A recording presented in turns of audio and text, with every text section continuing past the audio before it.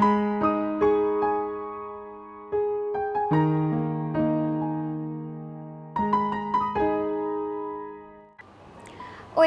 ഒരു സമ്പന്നനായ യുവാവ് തൻ്റെ സമ്പാദ്യം കൊണ്ട് പാവപ്പെട്ട മനുഷ്യർക്ക് ഉപകാരങ്ങൾ ചെയ്തുകൊണ്ടേയിരുന്നു.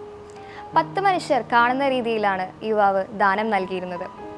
താൻ സമ്പന്നനാണെന്നും തൻ്റെ സമ്പാദ്യം ദരിദ്രർക്കും പട്ടിണിക്കാർക്കും കൊടുക്കുന്നതിൽ ഒരു മടിയുമില്ലെന്നും താൻ വലിയൊരു മനസ്സിൻ്റെ ഉടമയാണെന്ന് കാണിക്കാൻ കൂടിയാണ് യുവാവ് പരസ്യമായി ദാനം നൽകിയിരുന്നത്. ഇത് കാണുന്ന ഒരു മഹർഷി ആ യുവാവിനോട് ചോദിക്കുകയുണ്ടായി, താങ്കൾ ഇങ്ങനെ ചെയ്യുന്നതിൽ നിന്ന് താങ്കൾക്ക് എന്ത് പ്രതിഫലമാണ് ലഭിക്കുന്നതെന്ന്. യുവാവ് മറുപടി പറഞ്ഞു, തൻ്റെ സ്വർഗസ്ഥനായ പിതാവിൽ നിന്നും തനിക്ക് പ്രതിഫലം ലഭിക്കുമെന്ന്. അപ്പോൾ ആ മഹർഷി പറഞ്ഞു, നീ പരസ്യമായി ചെയ്യുന്നതിൻ്റെ പ്രതിഫലം നിനക്ക് കിട്ടിക്കഴിഞ്ഞിരിക്കുന്നു. നീ രഹസ്യമായി ചെയ്യുന്നതിൻ്റെ പ്രതിഫലം നിന്റെ സ്വർഗസ്ഥനായ പിതാവിൽ നിന്ന് നിനക്ക് ലഭിക്കും. നാം ചെയ്യുന്ന പ്രവൃത്തി മറ്റുള്ളവരെ കാണിക്കാനോ പ്രീതിപ്പെടുത്തുവാനോ വേണ്ടി ചെയ്യരുത്. നാം ചെയ്യുന്ന കാര്യങ്ങൾ യേശുവിനെ പ്രീതിപ്പെടുത്തുവാൻ വേണ്ടി മാത്രമായിരിക്കണം.